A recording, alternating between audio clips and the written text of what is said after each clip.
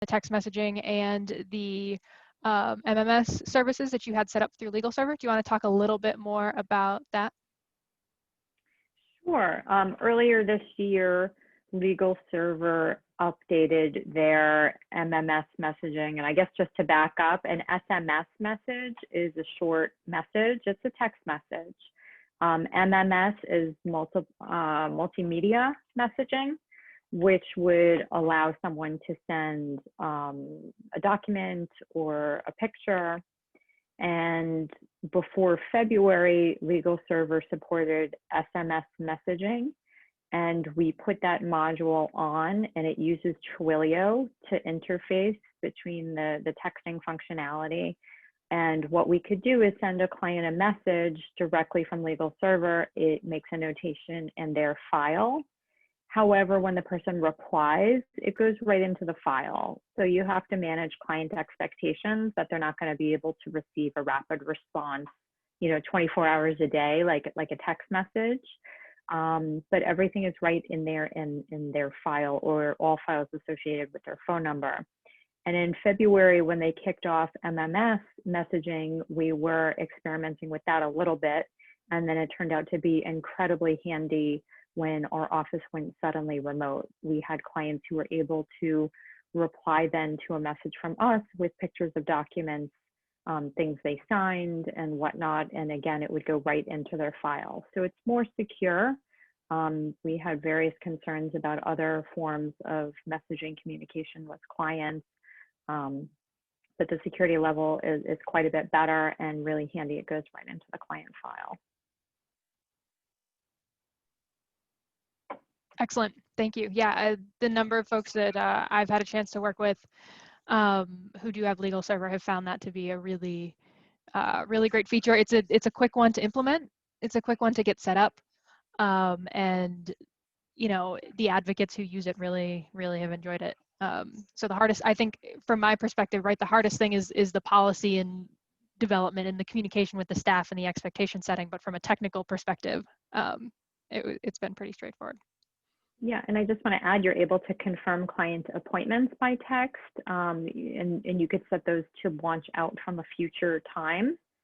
You could schedule it, and if you're using external forms on Legal Server, you could also send out links to an external form like a client survey or an application through that system as well. Great, thank you so much. Before we move on from that particular topic, any other questions from the audience on the SMS and the interaction with Legal Server, or anybody else have any other tools that they're using for similar client interaction that we want to bring up? Okay, thanks, Suzanne.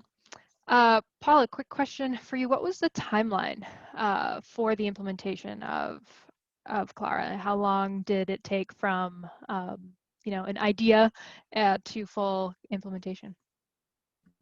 A little over a year. So we had the avatar, and we met with Advanced Robot Solutions, I think in July, and we deployed the prototype in January, early January. I think it was January 4th. Oh, wow. And so what was the implementation team? What was the kind of makeup of the implementation team and the people who were responsible for doing that? So I was the project lead, and we also had a local developer that worked with us developing the avatar. And we worked with Advanced Robot Solutions. And later, as we deployed the kiosk and we started developing the web application, our Judicial Information Division, basically the people who do all the IT for our judiciary, they became involved more with the web-based application, and we've been working with them for the past few months on that. Okay. And so any kind of, based on the process and the product itself, any recommendations for folks who would be looking to do something similar? With regards to the avatar, or I mean, I think the avatar chatbots are pretty easy to implement.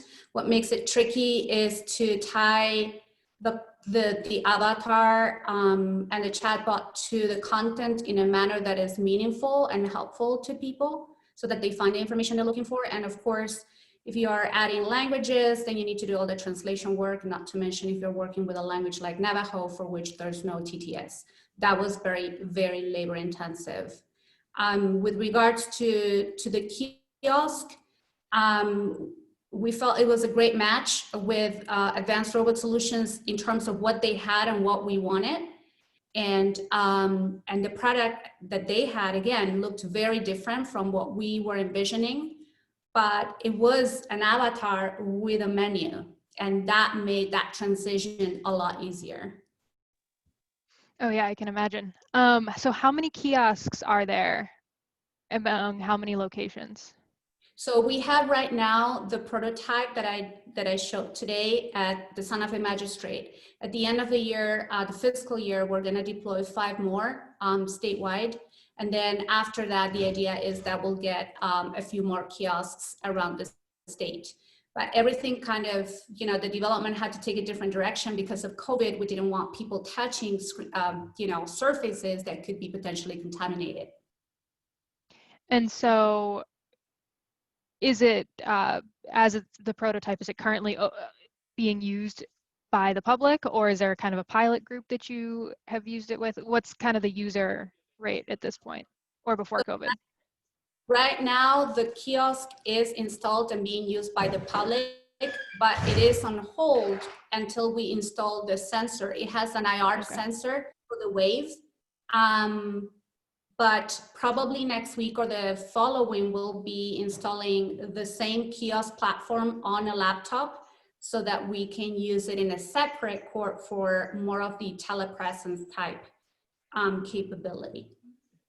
Got it. Okay, great. Folks, feel free to put your questions in the chat. So those were some that kind of popped in through the while we were having the sessions. So I'd love to hear from folks. But while people are putting their questions into chat, I want to give each of our panelists just another quick minute or so if there was something, because I know that that format is tough, right? Is there something else that folks wanted to kind of quickly convey as a result of their restricted timeline? So Antonella, anything to add? Can you come back to me? Sure. I feel like, yeah. you know, it's pretty streamlined. We try to make it as basic as possible. The NICEF Resource Center is available. We provide support statewide for electronic filing. We're in almost every single Supreme Court, surrogates court, appellate division, New York City Civil Court, every New York City Civil Court, county for housing. It's a great team. We're a small team, but we provide support. We really want to make sure to make NICEF a success.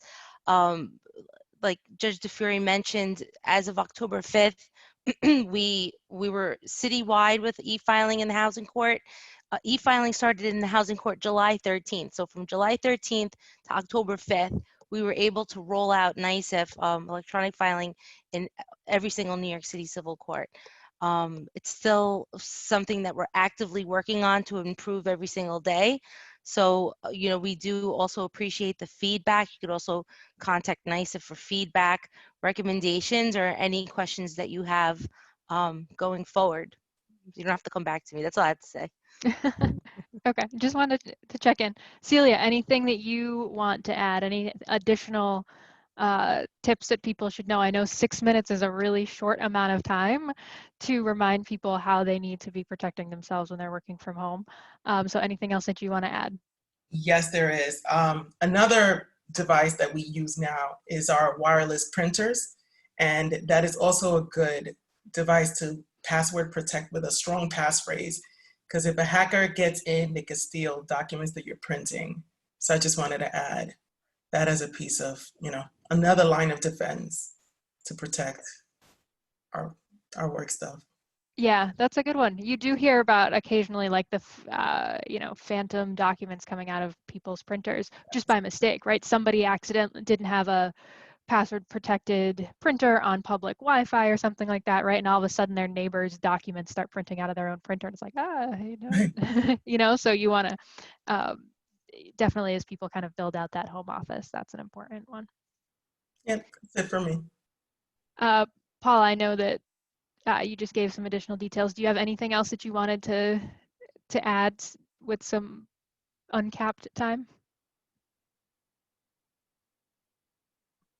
No, unless there are questions. I think the process was an agile process, you know, and that by different, and on top of it, we got the pandemic, right? So we had to adjust a lot of things many times. And I think that's what made the process interesting and really helpful.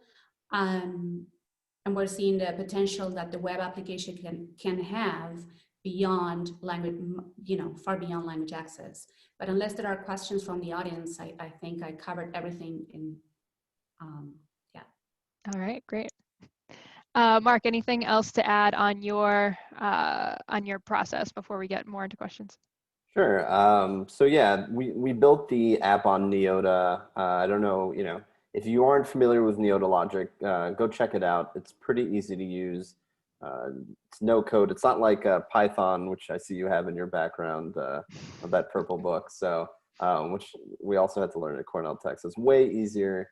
And you know, a lot of the process, I think building the app only took about 3 days, actually. The main process was getting all the regs in, figuring out how, you know, the different situations that people might run into and all of that. So yeah, check out Neota Logic if you have a chance. Yeah, there's been a number of projects in New York State. And does the class that you took, does it use Neota Logic as the base for all the apps that folks develop? Yeah. So we have a bunch of different classes, right? So in one class we learned Python and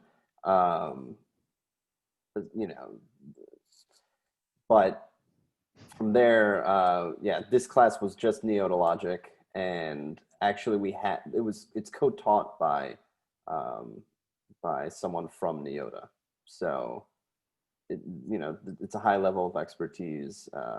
But yeah, like I said before, it's mainly what they like to call crushing the mush, which is just getting all of the regs and all of the situations done and set beforehand.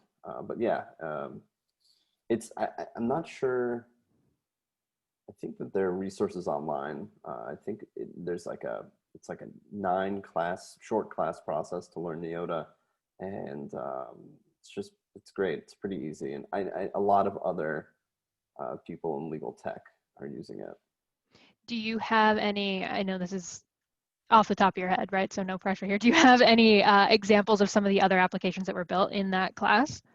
We had actually, we had a few. We had a divorce advisor, right? So like for people, they were able to get this app if they have questions on what's going on with their divorce, or, you know, again, kind of like what we showed, just situational analysis. And we had something also based on immigration.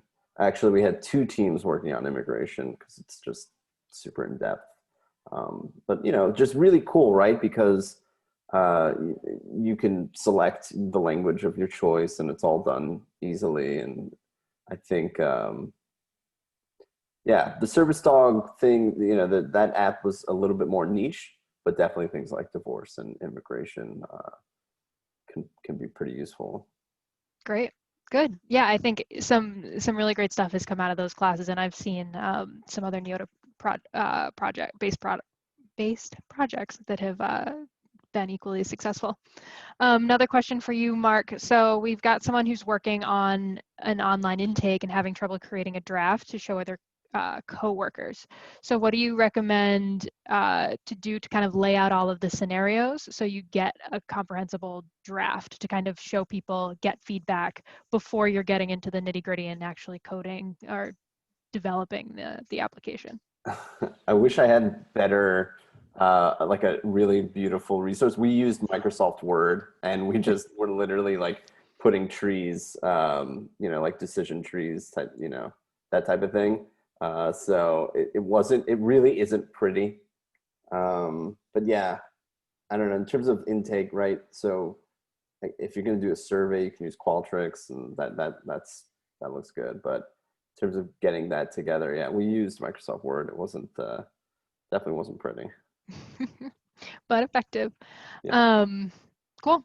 Thanks. Yeah, sure. Finishing my round robin here. Suzanne, anything else to add from your presentation that you feel like you didn't have a chance to dive into as much as you would have liked to? Well, I do want to thank Celia for her point, because I keep gushing about my wireless scanner that I actually love to ridiculous levels, and I need to double check that I put a password on it, because I'm scanning all sorts of legal mail through it. It's, you know, this tiny little wireless thing that's 35 pages per minute, and it's just really transformed us dealing with the mail remotely. And Microsoft Teams, which we've gone to very recently. It's incredibly powerful. There's so many features. It has replaced Slack for some of us, and it's more secure than Slack. It's much easier to set up meetings internally with staff. And now I understand the New York State court system is going to be using Microsoft Teams to replace Skype for Business. So although you don't need to be on Teams to access Teams through the court system or to be invited to a Teams meeting, I really wish, you know, we did it sooner, but it took a pandemic to get us on Teams. But I really enjoyed doing that, and for the sense of office space it creates and the collaboration.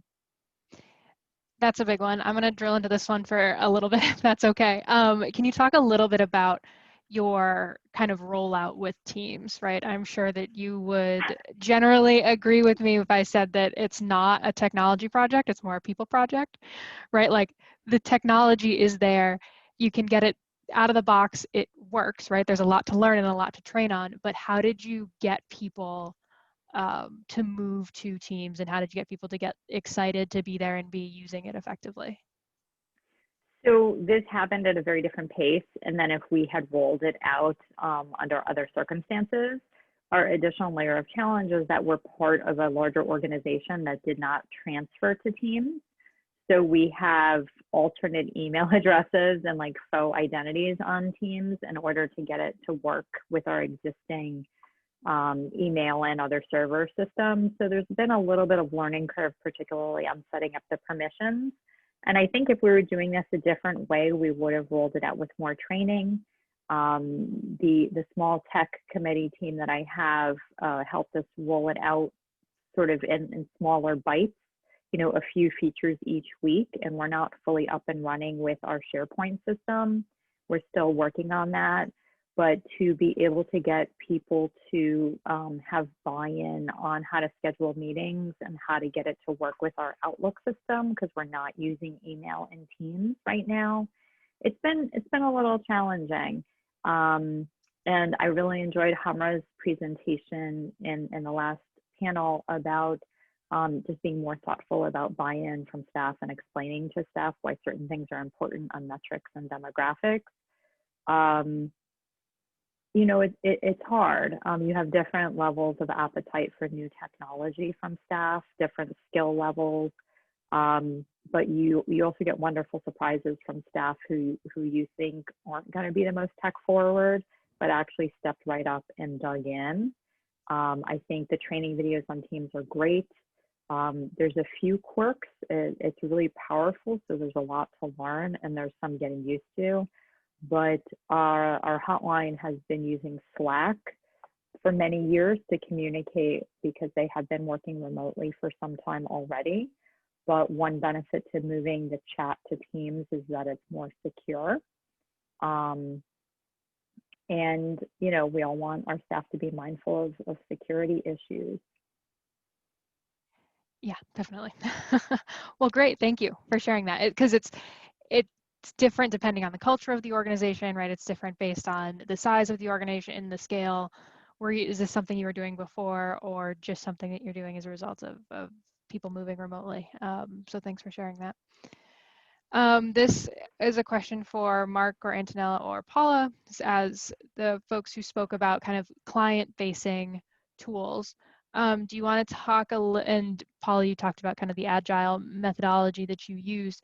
Any of you have any thoughts or recommendations around user testing or iterations that you've gone through kind of based on feedback, and how you kind of engaged other folks outside of your kind of core team in the process for the development of these tools?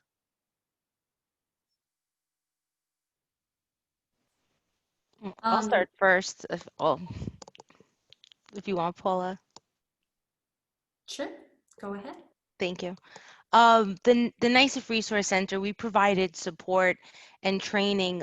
First, being that we're a statewide office, we joined a local NICEF housing team created by Citywide Administration in the New York City Civil Court, just so we can get more people on board to help support us as we were rolling out Citywide with Housing Court.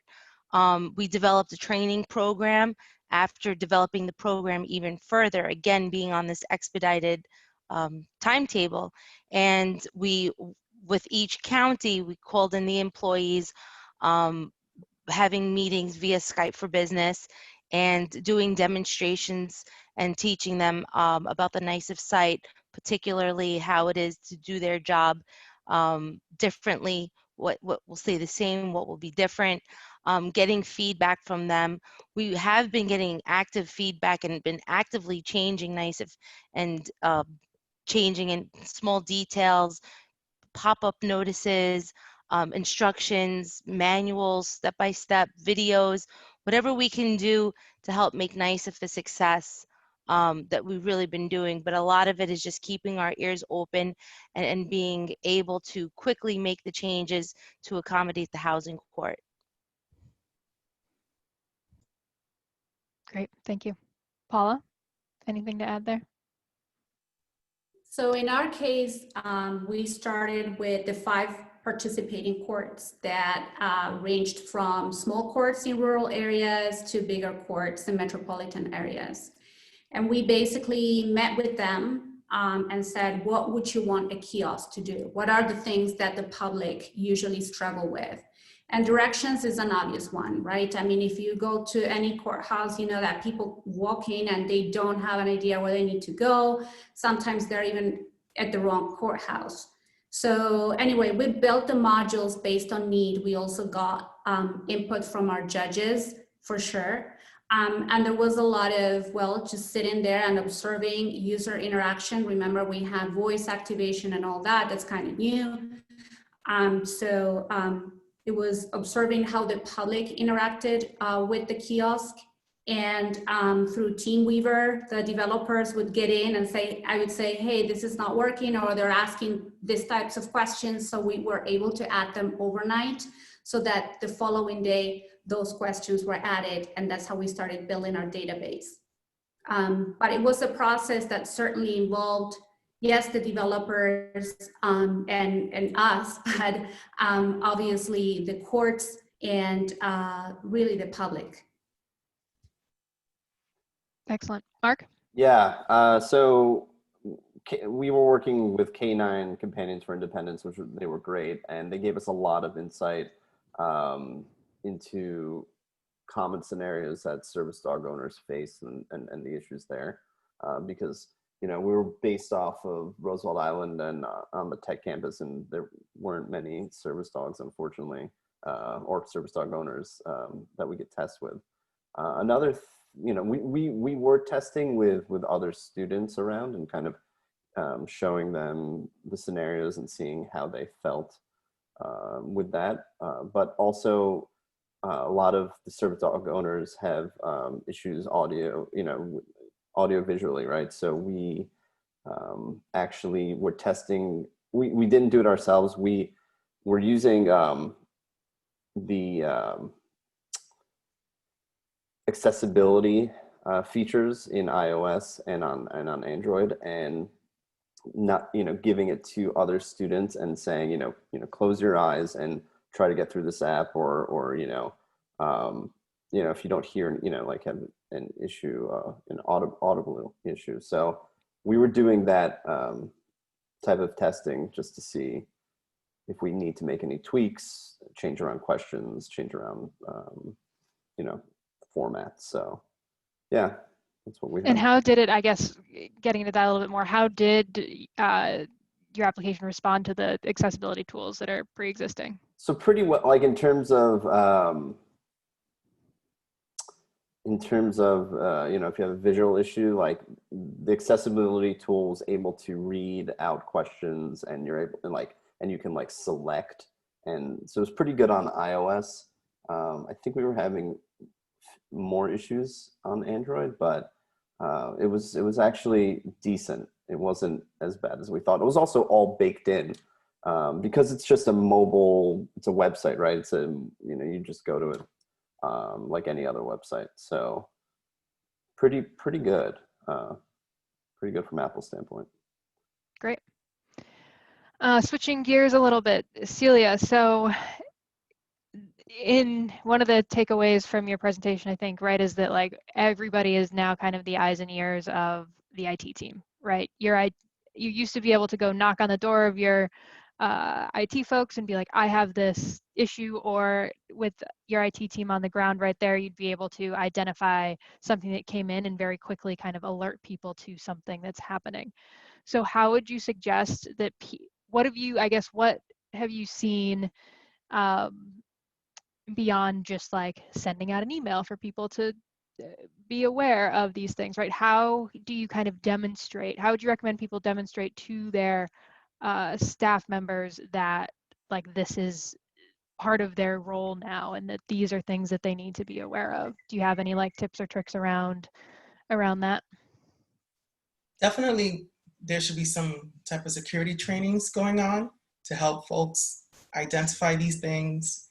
And one of my biggest tip is always like trust your instinct. If something comes across and it kind of looks a little strange to you, then err on that side and just reach out and call the person who may have sent it, or just don't open it at all and let the person reach out to you or follow up. Because a lot of the times those are the ones that kind of get like sucked into it, and then you click on something and it just goes to a very bad place very quick. Exactly. Yeah. And I think that making sure that, right, like everybody's juggling a lot right Yes. now, right?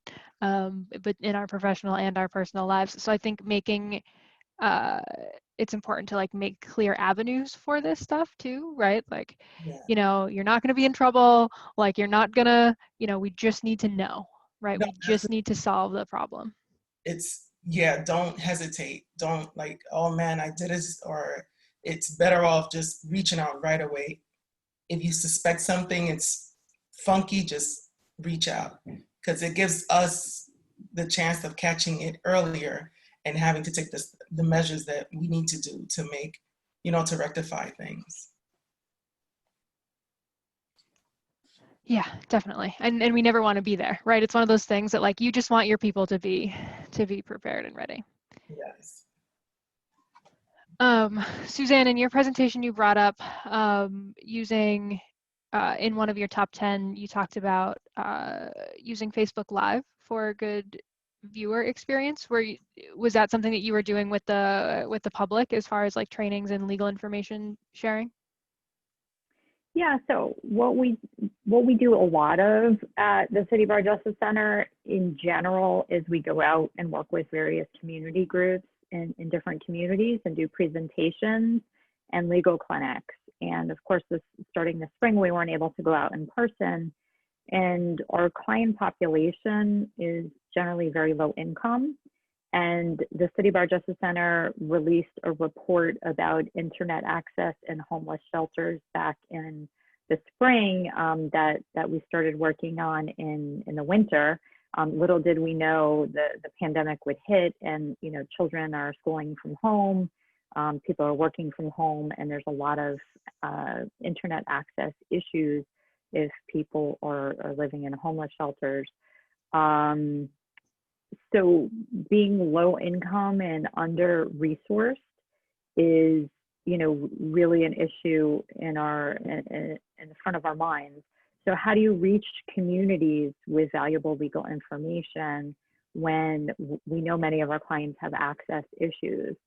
So we really had trouble figuring out what the right platforms were, because when we partner with law firms, we learned very quickly some firms were not allowed to use Zoom, some firms were allowed to use WebEx through Cisco, some firms and corporations were not allowed to use either.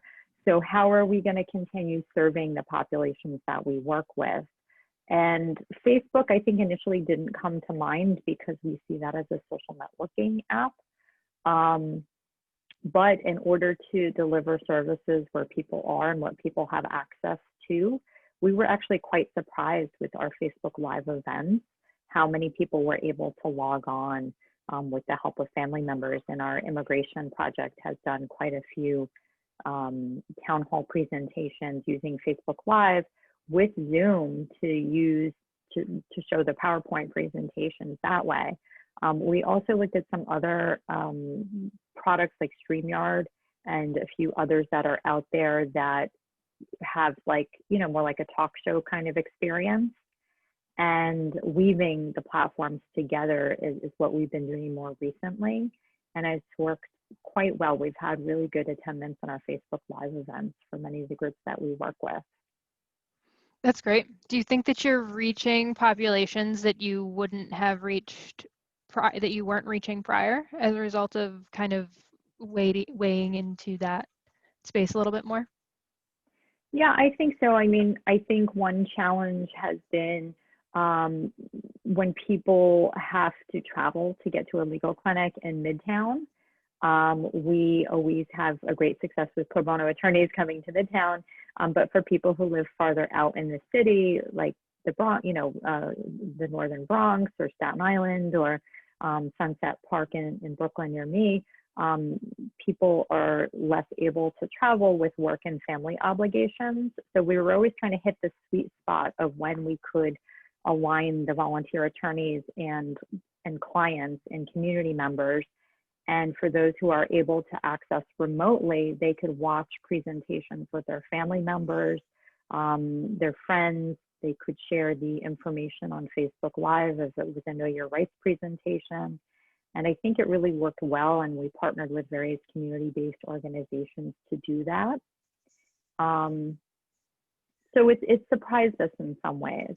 But of course, it still concerns us that people with less resources to technology, they don't have Wi-Fi at home, or they don't have the devices to access these events. We still continue to think about how we could reach, the less tech-savvy folks who are out there that still really need services. And that will be a challenge moving forward. But it's been a benefit in other ways because people could, take a break from 5 to 6 p.m. when they're cooking dinner and listen to an informational Know Your Rights presentation. Great. Yeah, and I'm hearing that from a number of folks, both in New York City and in more rural areas, that this has caused us to really get more creative about how we're doing our outreach and letting people know that, yes, we are still open, we're still taking these types of cases, we are still here to help you and support you through this, and really having to find creative solutions. So I'm glad that that's been working well for you and your team for sure.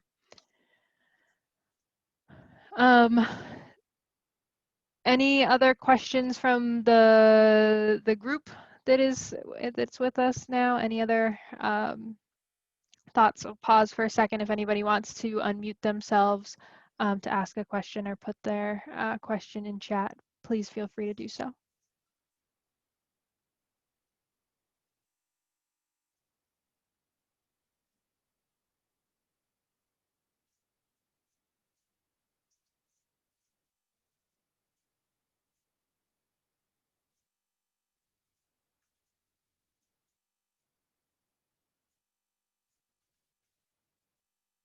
All right.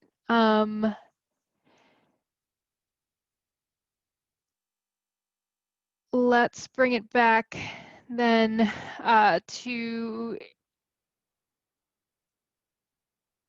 Let me see here. Let's bring it back to Antonella. So again, not to totally put you on the spot, and I know the chief judge said that this has just now expanded. What are kind of that are, I guess, public and able for you to talk about in this forum, plans for continued expansion of the project that you're working on now? What are kind of the next steps? So in New York City Civil Court, right now there's a pilot program for civil types. So civil courts broken up in 3 divisions: civil, landlord tenant, and small claims. And currently there's 2 counties in New York City Civil Court Civil Division that have electronic cases, and they're cases that are transferred from the Supreme Court to the New York City Civil Court pursuant to the CPLR 325D. So I think currently, now that we've rolled out, we still are focusing all of our attention in making housing court a success. But the director of e-filing, Jeff Carucci, always has his eyes forward. So definitely expanding in the civil court, perhaps for those 325D cases. Now that every New York City civil court's gotten their feet wet with NYSIF in some capacity, that we could maybe visit the other counties, also having 325D cases, transfer cases in their court. And looking forward, I mean, it's endless, but for the case types that have the highest volume of paper and foot traffic in the courts, I would say in civil court is definitely consumer credit transactions, no fault litigation, and definitely to keep our eyes on those types of case types. That would greatly reduce the amount of foot traffic and would benefit greatly as far as paper being eliminated in those courts for those case types. Yeah, I mean, I think the opportunities are really endless, right? There's lots and lots of places to expand, and I think that it would be definitely a net positive across the board. Absolutely. For sure. Even during this pandemic, we rolled out in the surrogates court. So in New York City, the only court that we had that was participating in e-filing was Queens County Surrogates Court. And since the pandemic, in these few months, we've rolled out in the other 4 counties of New York City and Nassau County. So it's making its way into courts, and it's definitely a benefit. It's been around for 20 years, so they're definitely doing something right with it. And it's a constantly evolving creature. And especially as new courts come on board, every court having their requirements, their nuances, that NYSIF's really been catering and open to those needs. Excellent. Thank you so much. Thank you.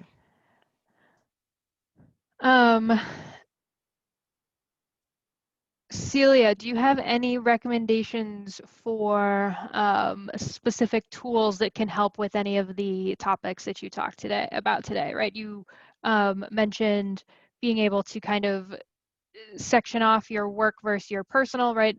That can be both a physical thing and a software thing as well, right? Password managers, do you wait? 2-factor authentication, right? Any specific tools you have to recommend people, or anything that you would recommend that people take another look at? Yes, I use LastPass as a password manager on my phone. I also use Duo as a 2-factor authentication software, and Microsoft Office also has their own 2-factor authentication that I do recommend. It is an extra step, but just to know that everything it's you accessing it is worth just the 1-2 steps that it does take. Yeah, I think definitely for the folks who are still with us this afternoon who are not on your IT teams, just ask your IT teams about it if you're not currently using two-factor authentication. Like Celia said, right, it's an added step, but it can make a big difference, especially in the past few weeks or months. Weeks, who am I kidding? Months when we've all been working from home, right? And we've seen these a drastic increase in cyber attacks. Yeah, and it could be as simple as a push button, or just remembering just one simple well, not simple, but one password to get you into something that can have a library of other passwords that you need access to. And it can also help create passwords to make sure that they're strong for whatever other accounts you need, whether it's your financial, anything and everything really should have a very tough password added to it. Oh yeah, this isn't just for work, right? Your banking, your personal email. If applications aren't forcing it, you should definitely look into it, because obviously your IT teams will help roll it out for your work-based stuff, but on a personal level too, it can be critical. It's always a little bit shocking, but then a little bit reassuring, right? When you get that email that's like, you have requested a password reset, and it's like, no, I haven't. Or you get the 2FA notification, you get the text message on your phone that's like, here's your code. It's like, that's not for me. But it can be really helpful knowing that you have that extra layer of protection. All right, we've got about 7 minutes left before we wrap up for the day. I guess any other questions for the panelists, or general comments about anything that was discussed today at all? There's another session going on right now, which is getting into the meta about the feedback from today and what the different groups discussed. But if anybody here with us today has any thoughts that they would like to share about rapid fire, or about anything that was discussed previously, please feel free to chime in or drop that into chat. We will be getting everybody together again next week on Wednesday afternoon again. We are very much looking forward to that as well. And soon after we all recoup from putting on this conference, right? The planning for the next conference will be starting. If anybody who is here is interested in doing a rapid fire presentation, definitely feel free to reach out. I think all of our panelists would agree that it's a little bit stressful, but a little bit fun at the same time, maybe, sorta, yeah. I've done a number of them in my time with Just Tech, and previously with my time with Legal Assistance of Western New York. And as I mentioned at the beginning of the presentation, it's a really fun way to get to talk about something that you're excited about, or you're passionate about, or a tool that you've worked on, without feeling like you need to be up in front of an audience for a full hour talking about that. So any final thoughts, comments from the group or from our panelists today? Anybody have anything else to add before we wrap up?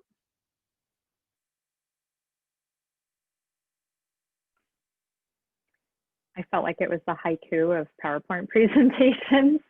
Lots of rules and constraints, and very short, so it was challenging, but thank you. Thank you. I'm glad that you were able to join us.